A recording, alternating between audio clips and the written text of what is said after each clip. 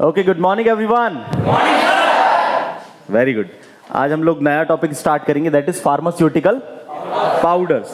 अभी जब हम सिलेबस की बात करते हैं फर्स्ट ईयर के, तो पाउडर्स के बारे में क्या क्या चीजें आपसे पूछी गई हैं। सबसे पहले तो define powder, what is pharmaceutical powder. उसके बाद में नेक्स्ट है आपका advantage and disadvantage of powders. क्या एडवांटेज एंड डिसएडवांटेज, मतलब powder as a doses form, उसके फायदे क्या हैं और नुकसान क्या है। फिर उसके बाद में नेक्स्ट है आपका क्लासिफिकेशन ऑफ पाउडर। क्या क्लासिफिकेशन ऑफ पाउडर, पाउडर का क्लासिफिकेशन में ही आपका क्वेश्चन जो है थोड़ा सा बड़ा बनेगा, ठीक। फिर नेक्स्ट उसके बाद में है आपका क्या, डिफरेंट काइंड ऑफ पाउडर्स, जो फार्मास्यूटिकल पाउडर्स हैं, जैसे कि हाइग्रोस्कोपिक पाउडर क्या होता है। क्या हाइग्रोस्कोपिक पाउडर, ये अलग से पूछ लिया जाता है, इंटरव्यूज में भी पूछ लिया जाता है, वाइवा में पूछ लिया जाता है। फिर डीलिक्विसेंट पाउडर क्या होता है, कौन सा पाउडर, डीलिक्विसेंट पाउडर क्या है। फिर पूछ लिया जाता है एफ्लोरोसेंट पाउडर क्या है। क्या फिर पूछ लिया जाता है यूटेक्टिक पाउडर्स क्या है। क्या यूटेक्टिक पाउडर। फिर पूछ लिया जाता है आपका एफरवेसेंट पाउडर, कौन सा। और फिर आपका आ जाता है जियोमेट्रिक डाइल्यूशन। जियोमेट्रिक, इतनी टर्म्स आपको पाउडर में आना चाहिए। Hygroscopic, deliquescent, efflorescent, effervescent, eutectic mixtures और जियोमेट्रिक डाइल्यूशन, और पाउडर्स एंड पाउडर्स का क्लासिफिकेशन। इतनी चीजें आपसे बन गई तो 14 मार्क्स का क्वेश्चन आप आसानी से कर सकते हैं। तो सबसे पहले जब हम पाउडर को डिफाइन करेंगे तो फार्मास्यूटिकल पाउडर क्या है, तो पाउडर को हम ऐसे डिफाइन करेंगे कि पाउडर क्या है, it is the oldest doses form, ठीक है ना।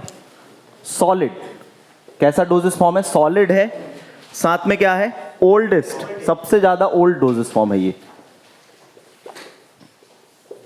Powder is the solid and the oldest doses form.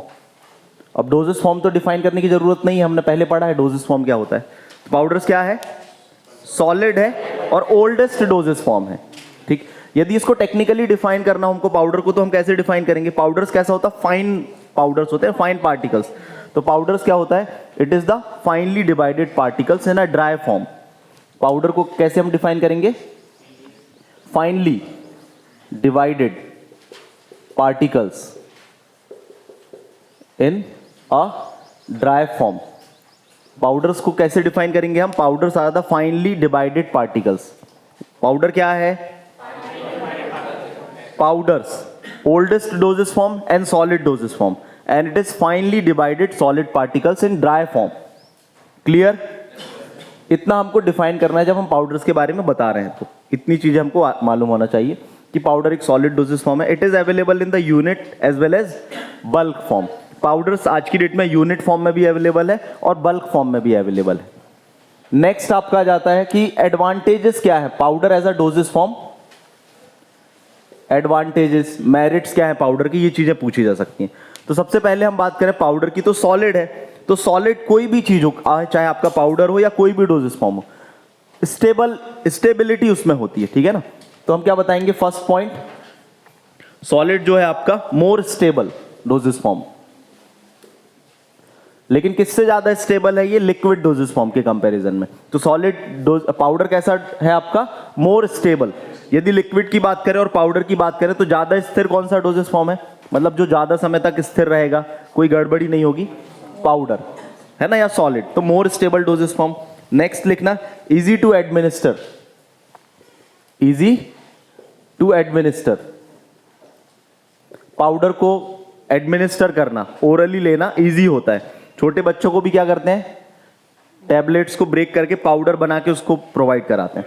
तो easy to administer, easy to administer मतलब इजीली इसको लिया जा सकता है पाउडर्स को। नेक्स्ट लिखना, rapid dissolution. Rapid dissolution, dissolution क्या होता है आपका, रैपिड डिसोल्यूशन का मतलब जैसे एक कोई टैबलेट है, ठीक है ना, और ये हमने पाउडर फॉर्म में ड्रग डाल दी, तो पाउडर में से ड्रग रिलीज होने की जो प्रोसेस है वो फास्ट है, तो उसको आप क्या बोलते हैं, रैपिड डिसोल्यूशन। लेकिन टैबलेट क्या होगी, पहले ब्रेक डाउन होगी। टैबलेट क्या होगी, पहले ब्रेक डाउन होगी। तो जो ब्रेक डाउन वाला स्टेप है पाउडर में, वो क्या हो जाएगा, स्किप हो जाएगा। तो टैबलेट के ब्रेक डाउन को हम क्या बोलते हैं फार्मेसी में, डिसइंटीग्रेशन। टैबलेट के या कोई भी सॉलिड के ब्रेक डाउन होने को, पार्टिकल्स में ब्रेक डाउन होने को हम क्या बोलते हैं, डिसइंटीग्रेशन। अब पार्टिकल्स ब्रेक डाउन हो गए, ग्रेन्यूल्स या पार्टिकल्स, तो उनके अंदर ड्रग है, ग्रेन्यूल्स फॉर्म में है जैसे छोटे छोटे, तो उनके अंदर से ड्रग भी निकलेगी। क्या निकलेगी? ड्रग। तो रिलीज ऑफ ड्रग, उस पार्टिकल्स में से ड्रग का रिलीज होना कहलाता है डिसोल्यूशन। आया समझ में? हाँ, आप पीछे चले जाओ 2 मिनट। तो रैपिड डिसोल्यूशन, पीछे, हाँ आप ही। रैपिड डिसोल्यूशन का मतलब समझ में आया? इसमें से ड्रग जल्दी रिलीज होगी तो बायोअवेलेबिलिटी उसकी ज्यादा होगी। फिर नेक्स्ट हम बात करें, नेक्स्ट एडवांटेज है पाउडर्स जो होते हैं अवेलेबल, यूज कर सकते हैं हम इनका internal as well as external. Internal as well as external मतलब ये इनसाइड द बॉडी भी हम ले सकते हैं और आउटसाइड भी अप्लाई कर सकते हैं। ये एक एडवांटेज है पाउडर का, internal as well as external. Easy to carry, powders को कैरी करना इजी होता है, इजी टू कैरी, पाउडर्स को आप इजीली कैरी कर सकते हैं, है ना। आजकल कई लोग किसी और चीज को भी दवाई बोलते हैं, मालूम है आपको? कई लोग बोलते हैं भैया दवाई है क्या? That is in powder form, है ना। सबको ही कैरी करते हैं। अब मान के चलो वही पाउडर लिक्विड फॉर्म में होता तो, जो गुटखा लोग खाते हैं वो लिक्विड फॉर्म में होता तो कैरी करना इजी होता क्या? नहीं। हाँ,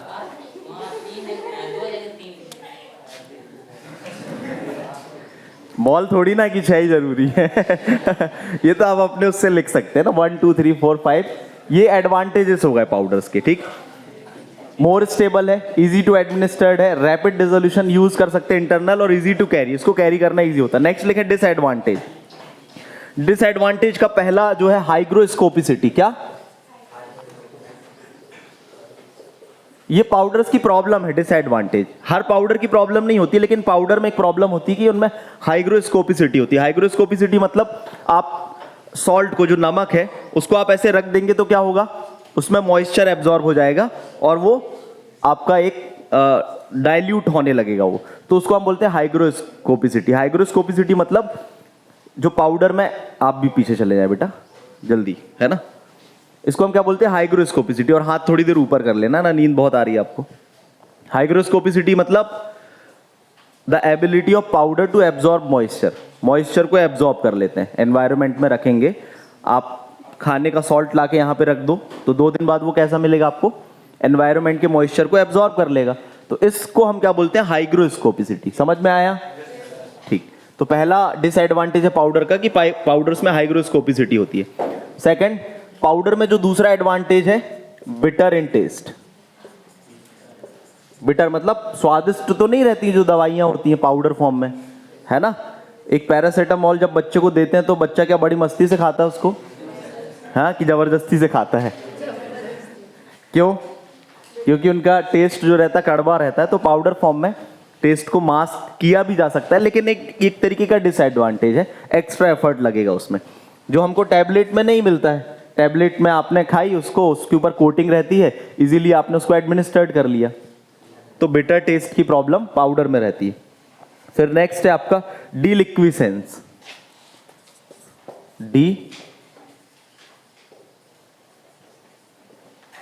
डीलिक्विसेंट पाउडर। डीलिक्विसेंट पाउडर का मतलब क्या होता है? जैसे हाइग्रोस्कोपिक पाउडर होते हैं, हाइग्रोस्कोपिक पाउडर क्या करते हैं? मॉइस्चर को एब्जॉर्ब कर लेते हैं और उनकी कंसिस्टेंसी स्लरी टाइप की हो जाती है थोड़ा सा। लेकिन डीलिक्विसेंट पाउडर भी क्या करते हैं? मॉइस्चर को एब्जॉर्ब करते हैं और पूरा का पूरा लिक्विफाई हो जाते हैं। इस तरीके के पाउडर को हम डीलिक्विसेंट पाउडर बोलते हैं। इसमें जनरली आपके एंजाइम्स आते हैं। क्या आते हैं? एंजाइम्स। जैसे कोई सॉल्ट है तो वो सॉल्ट एब्जॉर्ब करके स्लरी टाइप का बना लेगा, हल्का हल्का सेमी सॉलिड टाइप की कंसिस्टेंसी बना लेगा, तो वो हाइग्रोस्कोपिक प्रॉपर्टी है। लेकिन कोई मॉइस्चर एब्जॉर्ब करके पूरा लिक्विफाई हो जाएगा तो उसको हम क्या बोलते हैं? डीलिक्विसेंट। तो ये भी एक प्रॉब्लम होती पाउडर में। फिर नेक्स्ट है पोटेंट ड्रग।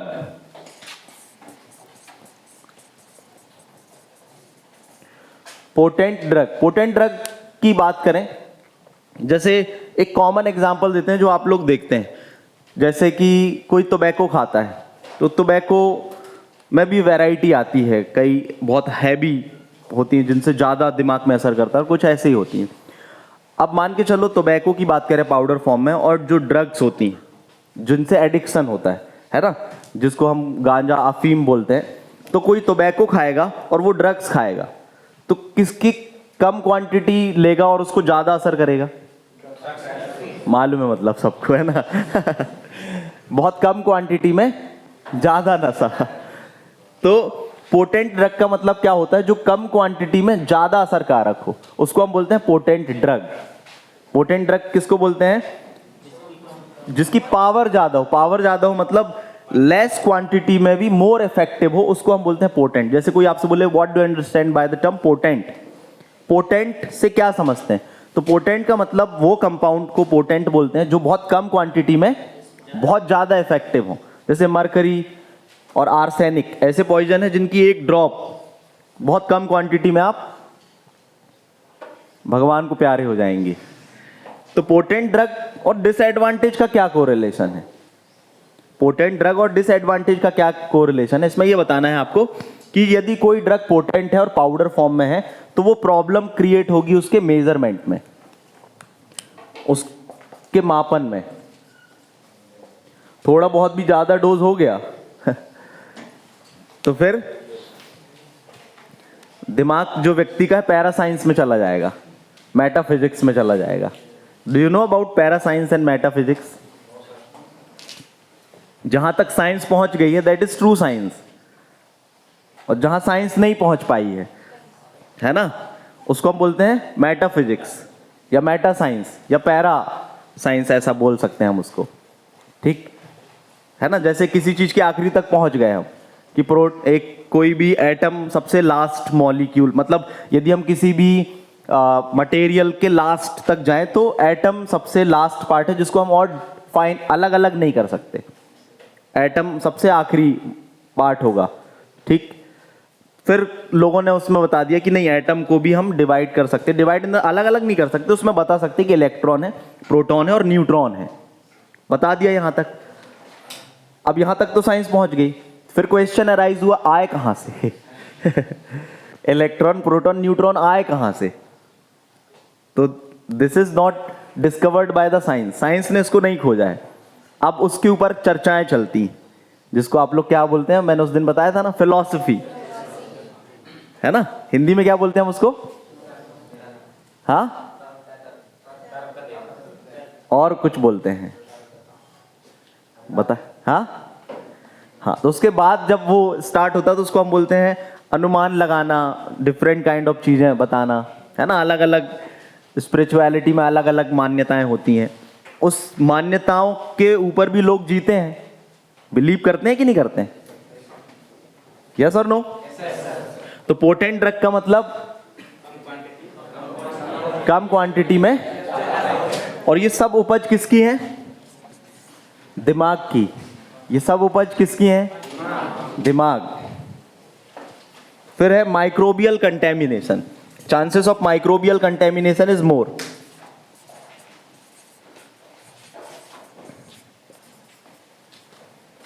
कंटेमिनेशन का मतलब क्या होता है कि माइक्रोब्स का उस पर अटैक करना, कंटेमिनेट कर देना, खराब करना। क्यों होगा आपको ये रीजन बताना है। जैसे मान के चलो ये पाउडर है, तो पाउडर का सरफेस एरिया ज्यादा है।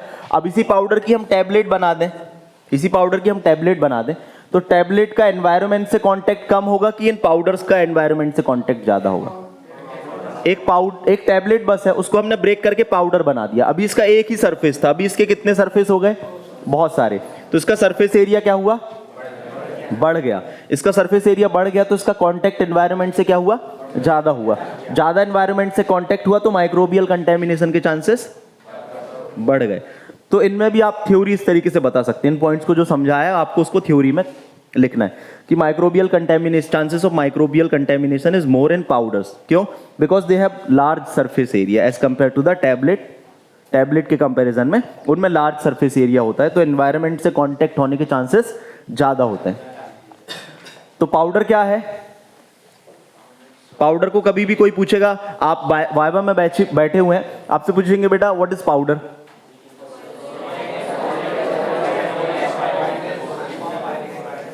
ठीक, तो पाउडर डोजेस फॉर्म के एडवांटेज क्या है?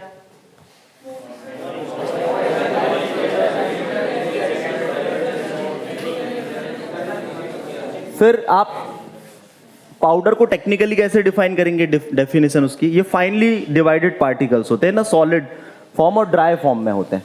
फिर नेक्स्ट आपसे पूछा जाएगा कि पाउडर का जो डोजेस फॉर्म है, क्या हर एक एज के लिए प्रेफर किया जाएगा कि स्पेसिफिक एज के लिए ये ज़्यादा इंपॉर्टेंट है।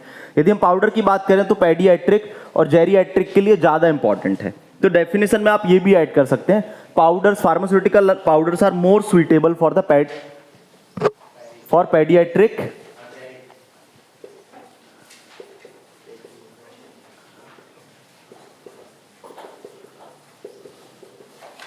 पेडियाट्रिक मतलब जो बच्चे होते हैं उनके लिए, और जेरियाट्रिक मतलब जो बुजुर्ग होते हैं उनके लिए पाउडर डोजेस फॉर्म जरूरी होता है। आपने देखा होगा जो बूढ़े बुजुर्ग लोग होते हैं वो उनकी डिब्बी भी हमेशा उनके पास रहती, चूरन वूरन की, है ना। अब वो चूरन कई टाइप का हो सकता है, ठीक, चूर्ण वगैरह होता है। बच्चों के लिए ज़्यादातर जो डोजेस फॉर्म होती है वो पाउडर फॉर्म में होती है, क्योंकि उनको स्वेलोइंग में, उनको निगलने में गले से थोड़ा सा प्रॉब्लम होती है। हम लोगों को तो सब खा लेंगे, पाउडर भी डोजेस फॉर्म होगी तो खा लेंगे, टैबलेट होगी तो भी, सिरप होगी तो भी, इंजेक्शन से हो सकता है कई लोगों को डर लगता हो। यस सर भी बोल रहे हो। कई लोगों ने तो इस चक्कर में वैक्सीन नहीं लगवाई होगी कि इंजेक्शन लगेगा, है ना। और कई लोगों ने जो साइकोलॉजिकल डर पैदा कर दिया होगा कि यार वैक्सीन लगवाने के बाद में तो बहुत तबीयत गड़बड़ हो जाती है। नेक्स्ट है क्लासिफिकेशन। सभी लोगों ने लगवाई है ना वैक्सीन? वेरी गुड, ठीक। चलो अभी यहाँ फोकस करें, हम क्लासिफिकेशन में हम बात करें। आप पाउडर्स को हम क्लासीफाई कैसे करेंगे, तो आप बुक्स में देखेंगे तो एक या दो तरीके से क्लासीफाई होगा। हमेशा जब भी किसी चीज का क्लासिफिकेशन पूछा जाए तो क्लासिफिकेशन को हम कैसे बड़े तरीके से बता सकते हैं, ये चीज ध्यान रखना है आपको, मतलब अलग अलग तरीके से। तो फर्स्ट आ जाएगा आपका पाउडर्स को, आप फार्मास्यूटिकल पाउडर को आप स्ट्रक्चर के बेस्ड पर क्लासिफाई कर सकते हैं। फर्स्ट क्या है? Structure based classification. अब ये जो क्लासिफिकेशन आप पढ़ रहे हैं, इनके अलग से आपको पॉइंट पूछे जाते हैं। अभी जो है 4th सेमेस्टर का एग्जाम था, तो 4th सेमेस्टर के एग्जाम में इससे रिलेटेड एक क्वेश्चन आया था और उसमें लिखा था जस्टिफिकेशन दीजिए कि ये एमॉर्फस पाउडर है और इसकी सॉल्युबिलिटी ज्यादा है क्रिस्टलाइन के कंपैरिजन में, क्यों? तो स्ट्रक्चर के बेस पर यदि हम बात करें, पाउडर दो टाइप के होते हैं। एक होता है आपका एमॉर्फस, देखो जो पहली बार पढ़ रहे हैं वो इनको याद रखें कि हाँ एमॉर्फस पाउडर की कैटेगरी होती है। और दूसरा पाउडर होता है आपका क्रिस्टलाइन। एक आपका कौन सा होता है? एमॉर्फस, और दूसरा आपका क्रिस्टलाइन। अब एमॉर्फस पाउडर कौन से पाउडर होते हैं ये आपको डिफाइन करना है एग्जाम में। पहले तो आपको याद करना है कि स्ट्रक्चर के बेस पर पाउडर एमॉर्फस और क्रिस्टलाइन होते हैं। अब एमॉर्फस, हेलो कहां ध्यान है? एमॉर्फस पाउडर किसको बोलते हैं हम? एमॉर्फस पाउडर वो पाउडर होते हैं जिनका साइज की हम बात करें और शेप की बात करें तो इर्रेगुलर होता है, जिनका स्ट्रक्चर एक रेगुलर पैटर्न में ना हो, इर्रेगुलर स्ट्रक्चर हो, उसको हम बोलते हैं एमॉर्फस पाउडर। इर्रेगुलर स्ट्रक्चर वाले पाउडर को हम क्या बोलते हैं? Amorphous powder. और जिसका स्ट्रक्चर रेगुलर हो, रेगुलर स्ट्रक्चर हो, उसको हम क्या बोलते हैं? Crystalline powder, crystals. तो कोई भी आपको जब बोलेगा क्रिस्टल या क्रिस्टलाइन, तो क्रिस्टलाइन का मतलब क्या? कोई भी चीज जिसका एक डेफिनेट स्ट्रक्चर हो, एक डिफाइंड स्ट्रक्चर हो, उसको हम बोलते हैं क्रिस्टलाइन पाउडर। अब इसको हम बोले तो दे हैव जियोमेट्री। क्या? मतलब इनका एक डेफिनेट स्ट्रक्चर हो, तो आप ऐसे भी बोल सकते हैं crystalline powder have the definite geometry. उनकी एक डेफिनेट जियोमेट्री होती है। क्या होती है? Definite geometry. अब डेफिनेट जियोमेट्री को कैसे समझे? जैसे हमने ये एक ब्लॉक बनाया, क्या बनाया? ये एक ब्लॉक बनाया, ये इस तरीके से क्या हो गया? एक ब्लॉक हो गया। अब देखो ये इसका सेंटर पार्ट है और ये एक अपने आप में उसकी एक यूनिट है। क्रिस्टलाइन पाउडर की क्या है? एक यूनिट है। अब ये एक यूनिट है, इसके बाजू से सिमिलर स्ट्रक्चर होगा, इसके ऊपर सिमिलर स्ट्रक्चर होगा, इसके साइड में सिमिलर स्ट्रक्चर होगा, फिर इसके पीछे हम देखते जाएंगे तो ये स्ट्रक्चर क्या होगा? रिपीट होगा। तो इसको हम क्या बोलते हैं? रिपीटिशन होगा, लॉन्ग, एक लॉन्ग उसमें रिपीटिशन होगा इसका ड्यूरेशन में या डिस्टेंस में। तो ये स्ट्रक्चर रिपीटेड होगा, तो एक किसका क्या हो गया, एक डेफिनेट स्ट्रक्चर हो गया। तो इस तरीके के स्ट्रक्चर को हम क्या बोलते हैं, क्रिस्टलाइन पाउडर। आ गया समझ में। अब जब कोई चीज एक पर्टिकुलर पैटर्न में है, एक स्ट्रक्चर में है, तो उसको ब्रेक डाउन करना आसान होगा कि थोड़ा सा डिफिकल्ट होगा? थोड़ा सा डिफिकल्ट होगा ना। तो क्वेश्चन क्या पूछा गया था समझे, यदि आपको एमॉर्फस और क्रिस्टलाइन के बारे में ये चीज पता है तो आप इससे रिलेटेड बनने वाले क्वेश्चन को इजीली सॉल्व कर सकते हो। तो क्वेश्चन ये पूछा गया था कि जो एमॉर्फस पाउडर है, एमॉर्फस स्ट्रक्चर या amorphous powder is easily soluble in water as compare to, या solvent as compare to the crystalline, justify. तो रीजन बस यही है आपका कि इनका कोई स्पेसिफिक स्ट्रक्चर नहीं होता, एक पैटर्न नहीं होता है एमॉर्फस का, ठीक है ना। इजीली वाटर में ब्रेक डाउन हो जाते हैं उसके मॉलिक्यूल्स और सॉल्वेंट में मिक्स्ड अप हो जाते हैं। लेकिन क्रिस्टलाइन का एक स्पेसिफिक स्ट्रक्चर होता है। तो क्रिस्टलाइन पाउडर होने से एक बेनिफिट और मिलता है हमको। क्रिस्टलाइन, कई सारे जो फार्मास्यूटिकल पाउडर है वो क्रिस्टलाइन है, तो क्रिस्टलाइन पाउडर होने से क्या मिलता है, उसके जो फिजिको केमिकल पैरामीटर्स होते हैं, आइडेंटिफिकेशन जो पैरामीटर्स होते हैं वो डेफिनेट हो जाते हैं। जैसे आपने सुना होगा मेल्टिंग पॉइंट, क्या मेल्टिंग पॉइंट, तो मेल्टिंग पॉइंट फिक्स्ड होता है क्रिस्टलाइन पाउडर का, ठीक है ना। दे हैव शार्प या डेफिनेट मेल्टिंग पॉइंट। इनका मेल्टिंग पॉइंट कैसा होता है, डेफिनेट, एक पर्टिकुलर मेल्टिंग पॉइंट में ही वो मेल्ट होंगे और उसको हम क्या करते हैं, उसका एक आइडेंटिफिकेशन पैरामीटर बन जाता है। आया समझ में। तो पाउडर्स कितने टाइप के होते हैं on the basis of structure, amorphous and crystalline. Amorphous में क्या होता है आपका, ऐसा उनका कोई स्ट्रक्चर बेसिक नहीं होता है, और इनका स्ट्रक्चर क्या होता है, क्रिस्टलाइन पाउडर एक डेफिनेट स्ट्रक्चर होता है। जनरली कई सारे सॉल्ट जो आपके वो क्रिस्टलाइन स्ट्रक्चर्स के होते हैं, आपके जो सॉल्ट्स हैं वो क्रिस्टलाइन स्ट्रक्चर होता है, ठीक। और कई सारे जो पॉलीमर होते हैं आपके वो एमॉर्फस इन नेचर होते हैं, जो पॉलीमर्स होते हैं कई सारे वो एमॉर्फस नेचर के होते हैं, उनका एक डेफिनेट स्ट्रक्चर नहीं होता है। तो समझ में आया पाउडर्स में एमॉर्फस एंड क्रिस्टलाइन। एमॉर्फस की सॉल्युबिलिटी हमेशा ज्यादा होगी, ये चीज ध्यान रखना। क्रिस्टलाइन की सॉल्युबिलिटी एमॉर्फस के कंपैरिजन में कम होगी, क्योंकि उनका एक डेफिनेट स्ट्रक्चर है, ठीक। तो फिर क्वेश्चन ऐसा भी पूछा जा सकता है, बायोअवेलेबिलिटी किसकी ज्यादा होगी। अब देखो बायोअवेलेबिलिटी मतलब कौन से ड्रग पार्टिकल्स आपके ब्लड सर्कुलेशन में जल्दी पहुंचेंगे, तो जल्दी जो घुलेंगे वही जल्दी पहुंचेंगे ना। तो हो सकता है इस बार क्वेश्चन पूछा गया कि सॉल्युबिलिटी को जस्टिफाई करें, अगली बार क्वेश्चन पूछ लिया जाए justify the bioavailability of amorphous particles is higher than the crystalline, explain why. आया समझ में। तो कुछ भी पूछा जा सकता है, कॉन्सेप्ट बेसिक हमारे क्लियर होने चाहिए कि चीजें क्या बोलने की कोशिश कर रही हैं। फिर नेक्स्ट लिखें classification on the basis of use. Next classify आप किस बेस पर कर सकते हैं, यूज के बेस से। पाउडर्स का यूटिलाइज्ड कैसे हो रहा है, तो यूज के बेस पर क्या हो जाएगा, internal used powder, powders that is taken orally और इंटरनली। ऐसे पाउडर्स जिनको हम क्या करते हैं, इंटरनली यूज करते हैं, और ऐसे पाउडर जिनको हम एक्सटर्नल यूज करते हैं। आजकल कई सारे पाउडर्स जो है, सिरप है, वो ड्राई फॉर्म में भी आने लगे, ड्राई सिरप्स, और आपका क्या ड्राई इंजेक्शंस भी आने लगे हैं। एट द टाइम उनमें हम क्या करते हैं, वाटर मिक्स करते हैं और उनको इंजेक्ट कर देते हैं सॉल्युबलाइज करके। वो जनरली क्यों करते हैं, उससे उसकी स्टेबिलिटी ज्यादा बढ़ जाती है। तो इंटरनल यूज पाउडर में आपको क्या बताना है, powders that is taken internally और इनसाइड द बॉडी, वो पाउडर्स जिनको हम इनसाइड द बॉडी यूज करते हैं। अब वो लोकल एक्शन के लिए भी हो सकते हैं और सिस्टेमिक एक्शन के लिए भी हो सकते हैं। लोकल और सिस्टेमिक एक्शन पता है ना, लोकल एक्शन जो बॉडी के आउटर सरफेस या लोकल एरिया के लिए होते हैं, और सिस्टेमिक एक्शन मतलब वो आपके ब्लड सर्कुलेशन में होकर फिर टारगेट ऑर्गन में जाएगा, तो उसको हम क्या बोलते हैं, सिस्टेमिक।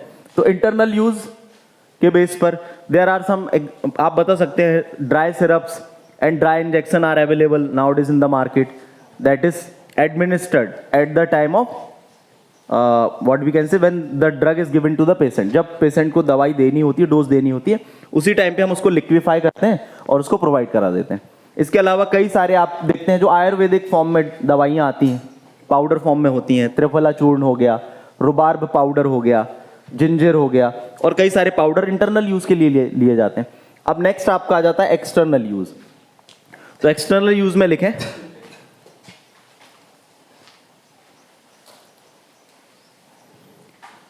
एक्सटर्नल यूज में आपका सबसे इंपॉर्टेंट होता है डस्टिंग पाउडर। कौन सा? Dusting powder that is applied to the skin. Generally dusting powder कौन सा पाउडर होता है? जिसको हम स्किन में अप्लाई करते हैं। Dusting powder, powder that is applied topically और टू द स्किन। अब डस्टिंग पाउडर भी दो टाइप का हो सकता है। एक होता है आपका मेडिकेटेड डस्टिंग पाउडर। कौन सा? Medicated dusting powder. और एक होता है आपका सर्जिकल डस्टिंग पाउडर। एक क्या होता है? Surgical dusting powder. अब जीपैट वगैरह में इससे क्वेश्चन बनता है और कई सारे कॉम्पिटिटिव एग्जाम में क्वेश्चन बनता है। एक प्रोसेस होती है स्टेरिलाइजेशन की। किसकी? ये कुछ जो बुकैप्स मैं बीच बीच में बताता हूं, इनको अच्छे से लिख लिया करो। ये ऐसी बुकैप्स हैं जो आपको फार्मेसी करने के बाद भी कभी पीछा नहीं छोड़ेंगी, या इंटरव्यू, वाइवा और कई सारी जगहों पर आपको मदद करेगी। स्टेरिलाइजेशन, इसको आप आने वाले सेमेस्टर्स में पढ़ेंगे भी, ठीक है ना? तो अभी से आपके दिमाग में इन बुकैप्स का कॉन्सेप्ट क्लियर होगा तो चीजें आपको इजीली समझ में आएंगी। स्टेरिलाइजेशन का मतलब क्या होता है? Sterilize, sterilized. Is there anyone who can define sterilization?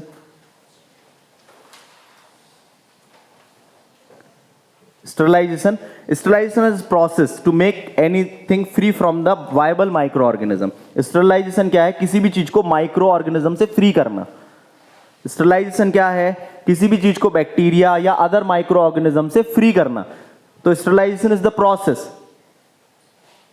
किस चीज की प्रोसेस है? Sterilization is the process to make free from viable organism. किसी भी ऑब्जेक्ट को, किसी भी सब्सटेंस को माइक्रो ऑर्गेनिज्म से फ्री करने की प्रोसेस को हम क्या बोलते हैं? स्टरलाइजेशन। तो स्टरलाइजेशन समझ में आ गया सभी को? नॉर्मली हमारे घरों में भी स्टरलाइज हम करते हैं। किससे करते हैं? नॉर्मल हमारा जो रेफ्रिजरेटर होता है ना, रेफ्रिजरेटर में चीजों को रख देते हैं तो जल्दी खराब नहीं होती ना। तो स्टरलाइजेशन ये है कि माइक्रोब्स को किल कर देना या अलग कर देना, जिससे कि कोई चीजें जल्दी खराब ना हो।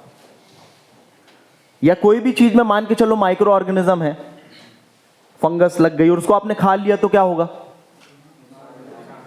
नुकसान हो जाएगा ना। तो किसी भी चीज को स्टरलाइजेशन करना जरूरी होता है। और जब हम बात करते हैं फार्मेसी में, तो कुछ प्रोडक्ट ऐसे होते हैं जिनका स्टरलाइज्ड होना जरूरी होता है। जैसे इंजेक्शंस हैं, इंजेक्शन और जो आंखों में डालने वाले आई ड्रॉप्स होते हैं, उनको हम स्टेराइल प्रोडक्ट भी बोलते हैं। कोई आपसे पूछे स्टेराइल प्रोडक्ट क्या होते हैं? स्टेराइल प्रोडक्ट ऐसे प्रोडक्ट जिनको स्टेरिलाइजेशन करना मस्ट है। ऐसा कोई जो क्लास में बैठा है जिसको स्टेरिलाइजेशन अभी भी नहीं समझ में आया है? स्टेरिलाइजेशन की प्रोसेस है किसी भी चीज को माइक्रो ऑर्गेनिज्म से फ्री करना। और कैसे माइक्रो ऑर्गेनिज्म? जीवित micro organism. To make any object free from viable organism. जीवित ऑर्गेनिज्म से, जिनमें जान है, उन माइक्रो ऑर्गेनिजम्स को फ्री करना, ये क्या बोलते हैं? स्टरलाइजेशन। हम जो ठंडियों में या जब जो रूम्स में गद्दे वगैरह होते हैं उसको भी धूप में डाल देते हैं तो उसमें से बदबू चली जाती है कि नहीं? कपड़े होते हैं ज्यादा समय तक रखे रहते हैं, उनको धूप में डाल देते हैं तो क्या होता है? वो भी तो स्टरलाइजेशन की प्रोसेस है ना। कई लोग पानी उबाल कर पीते हैं, तो पानी उबालना भी क्या है?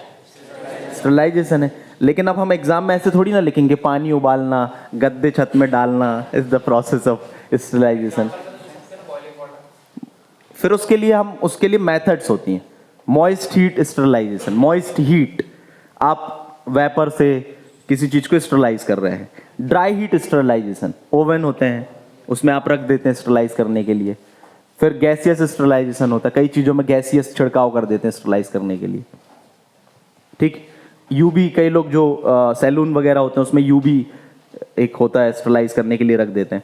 आपने देखा होगा कि जो डॉक्टर्स लोग होते हैं वो डिसइंफेक्टेंट वगैरह होता है एक बीकर में, एक एपरेटस में, उसमें डाल देते हैं अपने एपरेटस वगैरह और वो पानी गर्म होता है। देखा है कि नहीं? ये सब क्या करते हैं? ये प्रोसेस ऑफ स्टरलाइजेशन की होती है। तो हमें स्टरलाइजेशन नहीं पढ़ना है अभी, वो अलग से पढ़ना है, लेकिन समझना जरूरी है ना। तो डस्टिंग पाउडर में जो सर्जिकल डस्टिंग पाउडर है, इट मस्ट बी स्टरलाइज्ड। ये क्वेश्चन पूछा जाता है कि पाउडर्स जो है, पाउडर एग्जाम्पल लिखे रहते हैं नीचे, और पाउडर जो कि स्टरलाइज्ड होना कंपलसरी है। तो आंसर क्या लिखोगे? Surgical dusting powder. तो मेडिकेटेड डस्टिंग पाउडर जनरली हम इसको अप्लाई करते हैं टू द स्किन और सरफेस वाले पार्ट में, superficial part of the skin, medicated dusting powder. Surgical dusting powder is applied to the minor surgery वगैरह में होता है, तो हम इसको अप्लाई करते हैं सर्जिकल डस्टिंग पाउडर को। तो जब सर्जरी आप कर रहे हैं तो ultimately there is a attachment with the blood, body blood, so it must be sterilized. आगे समझ में? हाँ ऐसे बोलते हैं, और है ना, कम्युनिकेशन स्किल भूल जाते हो। फिर डस्ट, इसके बाद में पाउडर्स में आपके स्नफ्स भी आ जाता है। स्नफ्स, स्नफ्स क्या होते हैं? ऐसे पाउडर्स होते हैं that is applied to the nasal cavity. Nasal cavity से जो दिए जाते हैं पाउडर, उसको हम क्या बोलते हैं? स्नफ्स। और एक होता है आपका insufflations. Insufflations are the powders that are given by the body cavities, जो ओवरऑल बॉडी कैविटीज से, कोई भी, चाहे वो नेजल हो, चाहे वो ईयर हो और रेक्टल कैविटी हो, कोई भी बॉडी कैविटी से जनरली टर्म हम यूज करते हैं इनसफ्लेशंस, और snuffs specially for the nasal cavity. आगे सभी को समझ में? कोई डाउट? फिर एक और इसमें आ जाता है डेंटिफ्राइसिस। हाँ, the powders used for the treatment of teeth और टूथ और क्लींजिंग ऑफ द टीथ। तो पाउडर्स की दो कैटेगरी हमने पढ़ी है, कौन सी? स्ट्रक्चर के बेस पर कितने टाइप के पाउडर हैं? दो टाइप के। कौन कौन से? ठीक। फिर उसके बाद नेक्स्ट आपका यूज के बेस पर। यूज के बेस पे internal and external. Internal powder are applied to the internal part of the body. External पर डस्टिंग पाउडर, स्नफ्स और इनसफ्लेशंस, डेंटिफ्राइसिस, ये हो गया। फिर नेक्स्ट लिखना classification of the powder on the based on components.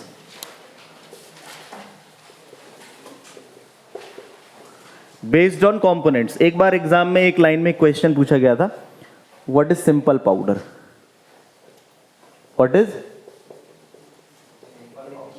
Simple powder?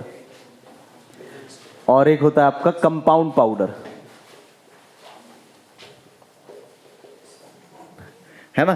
तो ऐसा कुछ नहीं लिख देना सिंपल पाउडर में, that is applied to the face for simply, गोरे होने के लिए अप्लाई नहीं किया जाता है। कंपाउंड पाउडर जो है ब्राइटनेस बढ़ाने के लिए, गोरे होने के लिए, ऐसा कुछ नहीं बताना। सिंपल है तो simple powder is very simple है। सिंपल पाउडर किन पाउडर्स को बोलते हैं? दैट कंटेन सिंगल कंपोनेंट और सिंगल इंग्रेडिएंट जिसमें होता है, उसको हम बोलते हैं सिंपल पाउडर। सिंपल पाउडर क्या है? Contains single ingredient. वो पाउडर जिसमें सिंगल इंग्रेडिएंट है उसको हम बोलते हैं सिंपल पाउडर। बस डेफिनेशन खत्म। Compound powder contains more than one.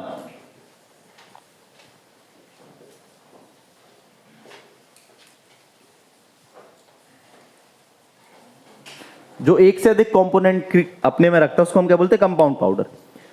Simple powder में हम एक एग्जांपल की बात करें तो जैसे आपका आरएक्स बना के हम फॉर्मूला लिखते हैं किसी भी चीज का, तो aspirin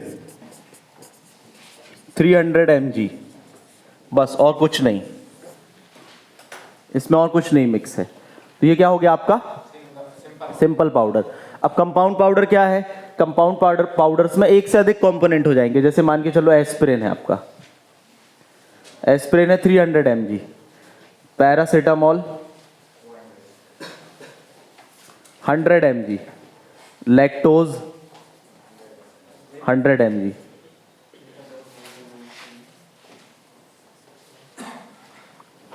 aspirin, paracetamol, lactose.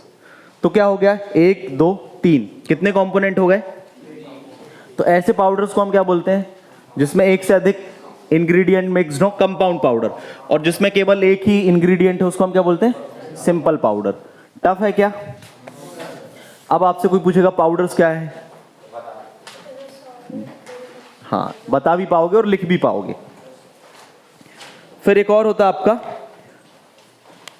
Division के बेस पर, है ना, बेस्ड ऑन डिवीजन। डिवीजन के बेस पे आपका होता है बल्क पाउडर और डिवाइडेड पाउडर। बल्क पाउडर मतलब जैसे कि बहुत बड़े कंटेनर में है, वाइड माउथ बॉटल है, उसमें है पाउडर, जिसको आप क्या कर रहे हैं? रेगुलर उसमें से लेकर रेगुलर यूज कर रहे हैं उसका। बल्क पाउडर है ना, वाइड माउथ कंटेनर है, उसमें पाउडर भरा हुआ है, जिसको आप एक ही कंटेनर को कई बार यूज कर रहे हैं, बल्क में है वो पाउडर। डिवाइडेड पाउडर क्या है, उसकी हमने छोटी छोटी यूनिट बना दी है। हमने क्या किया, उसकी छोटी छोटी यूनिट बना दी। जैसे हमने इनो का एक पैकेट बना दिया सिंगल यूज के लिए, तो हमने उसको क्या बोल दिया, डिवाइडेड पाउडर। हमने एक पर्टिकुलर एक पाउच बना दिया किसी चीज के लिए, तो उसको हमने क्या कर दिया, एक यूनिट दे दी पाउडर को, बल्क में ना रख के एक अलग अलग यूनिट में रख दी।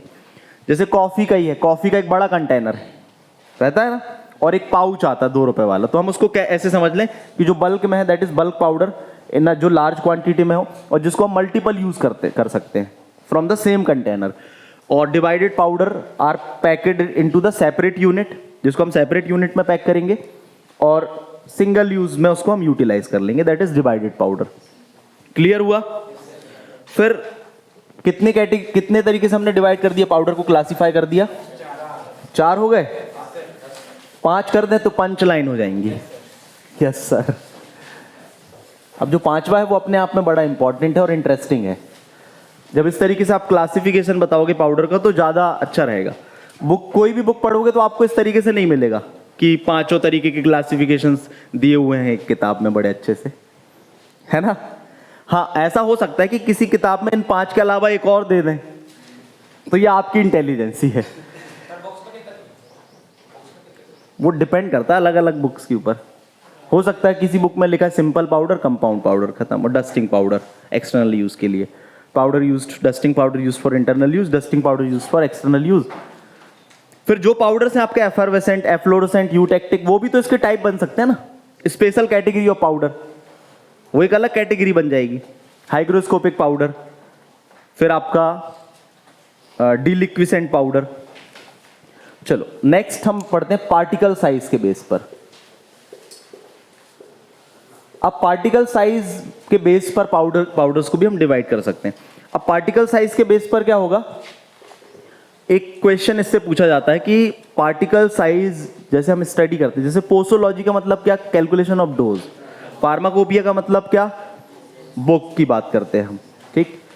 पार्टिकल साइज भी एक ब्रांच के अंतर्गत हम स्टडी करते हैं, उसको हम बोलते हैं माइक्रोमेरिटिक्स। पूछा जाता है micromeritics is what, study of particle size. Micro size particles होते हैं ना, तो माइक्रोमेरिटिक्स में हम क्या पढ़ते हैं, पार्टिकल साइज की स्टडी करते हैं। अब पार्टिकल्स को हम कई तरीके से डिफाइन कर सकते हैं इसमें हम।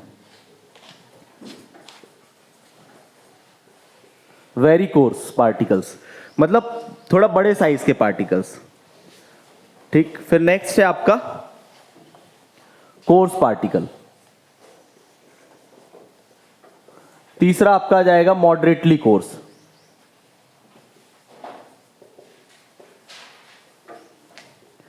फिर फोर्थ आपका आ जाएगा फाइन पार्टिकल्स। फिर फिफ्थ आपका आ जाएगा वेरी फाइन पार्टिकल्स। ठीक है, हमने तो ये बता दिया पाउडर्स इस तरीके से होते हैं। अब इसमें एक चीज और पूछ ली जाती है एग्जाम में कि अब आपको एग्जाम में आ गया define very course powder, define fine powders. What is fine powders, कैसे डिफाइन करेंगे?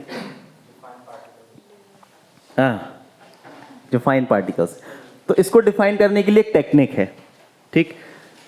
अब आपने देखा होगा सीब नंबर, आपने जो लैब में गए हैं उन्होंने देखा होगा एक तरीके की छन्नी रखी हुई थी लैब में, एक छन्नी टाइप का कोई था, देखा था आपने, उसको हम बोलते हैं सीब्स। क्या बोलते हैं? सीब्स। जैसे आटा छालने वाली छन्नी होती है ना, वैसे फार्मेसी में एक तरीके का हम बोल रहे हैं ग्लासवेयर या एपरेटस का टाइप होता है जिसको हम बोलते हैं सीब्स। क्या बोलते हैं? वो अलग अलग नंबर की होती हैं। वो क्या होती हैं? अलग अलग नंबर की होती हैं। तो एक सीब होती है 8 नंबर की, सीब्स के नंबर होते हैं, सीब्स के क्या होते हैं? नंबर होते हैं। एक होती है 8 नंबर की सीब, ठीक। एक होती है आपकी 20 नंबर की सीब, फिर आपका 40, 60 और 80। अब देखो ये क्यों ऐसे लिखा 8, 20, 40, 60, 80, मतलब पार्टिकल्स दैट जो कि आपका 8 नंबर सीब से पास हो जाए उसको हम बोलते हैं very course powder. The powders that get passed from the sieve number 8 is called very course powder. अब क्वेश्चन ये है, यहां समझ लें पहले, क्वेश्चन ये कि सीब नंबर का मतलब क्या है। ऐसे तो हम इनको रट लेंगे और ये चीजें तो रटने वाली भी होती हैं कि वेरी फाइन मतलब 80 नंबर की सीप से पास हो, फाइन मतलब 60 नंबर की सीप से पास हो। तो ये सीप नंबर क्या होता है इसको समझ लें। सीप में एक बहुत बड़ा एरिया होता है, तो पर स्क्वायर इंच में मतलब हर एक इंच में कितने नंबर ऑफ पोर्स हैं, कितने नंबर ऑफ होल हैं उसमें, उसको हम बोलते हैं उसका सीप नंबर। यदि उसके एक स्क्वायर इंच में 8 पोर हैं तो वो सीप नंबर क्या कहलाएगा, 8। यदि उसी उतने ही एरिया में 20 नंबर पोर हैं तो क्या हो जाएगा, 20। उतने ही में 40 पोर हैं तो, अब सोचो, अब उतने ही एरिया में पोर बढ़ते जा रहे हैं तो पार्टिकल्स क्या होता जाएगा, महीन होता जाएगा ना, फाइन होता जाएगा। तो 8 नंबर हैं, एक स्क्वायर इंच में 8 पोर है मतलब 8 नंबर की सीप। तो 8 नंबर की सीप में क्या होगा, पार्टिकल्स बड़े होंगे, पास हो जाएंगे। तो जो 8 नंबर की सीप से पास हो जाते हैं उसको हम बोलते हैं वेरी कोर्स। जो 20 नंबर की सीप से पास हो जाए कोर्स, मॉडरेटली कोर्स 40 नंबर की सीप से पास हो जाए, फाइन पार्टिकल 60 नंबर की सीप से, और वेरी फाइन। अब कोई आपसे पूछेगा व्हाट इज सीप नंबर, सीप नंबर क्या होता है तो क्या बताएंगे, सीप जो फार्मेसी में यूज करते हैं, नंबर ऑफ होल और pore present in 1 square area, 1 square inch, एक स्क्वायर इंच के एरिया में कितने नंबर ऑफ पोर्स प्रेजेंट है उसको हम उसका बोलते हैं सीप नंबर। जैसे सीप नंबर 8 मतलब उसके एक स्क्वायर इंच में 8 नंबर के पोर्स हैं, 8 नंबर हैं पोर के, तो ये सबसे बड़ा पार्टिकल्स को सेपरेट करेगा। यदि 80 है तो उतने ही एरिया में 80 पोर्स हैं, मतलब पार्टिकल साइज है ना। सीप तो बड़ा एरिया होता है ना, लेकिन उसके पर स्क्वायर इंच में कितने पोर हैं उसको हम क्या बोलते हैं। तो this was all about the powders, classification of powders. समझ में आया।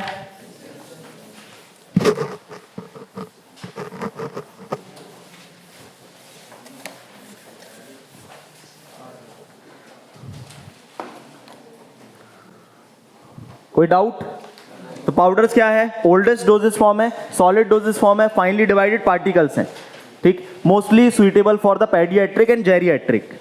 सेकंड हम बात करें एडवांटेज की तो ज़्यादा स्टेबल है और easy to administer, easy to carry, ठीक, एक्सटर्नल इंटरनल यूज के लिए हम इसको अप्लाई कर सकते हैं, और रैपिड डिसोल्यूशन, बहुत फास्ट डिसोल्व। डिसएडवांटेज क्या है, हाइग्रोस्कोपिसिटी, ठीक, बिटर टेस्ट, डिलिक्विसेंट, और कंटेमिनेशन, माइक्रोबियल कंटेमिनेशन ज़्यादा हो सकता है। एक और ऐड कर सकते हैं एनवायरमेंटल इम्पैक्ट, एनवायरमेंट से जल्दी इनमें क्या होता है, इफेक्टेड हो जाते हैं। फिर क्लासिफिकेशन की बात करें तो क्लासिफाई स्ट्रक्चर के बेस पर, amorphous and crystalline, amorphous and crystalline. Amorphous कोई बेसिक स्ट्रक्चर या रेगुलर स्ट्रक्चर नहीं, irregular structure, not definite shape, और क्रिस्टलाइन रेगुलर शेप। फिर नेक्स्ट आपका classification on the basis of use के बेस पर, इंटरनल और एक्सटर्नल। एक्सटर्नल में फिर आपके डस्टिंग पाउडर, स्नप्स, इंसफ्लेशंस, डेंटिफ्राइसिस। फिर नेक्स्ट आपका बेस्ड ऑन कंपोनेंट, कंपोनेंट के बेस पर,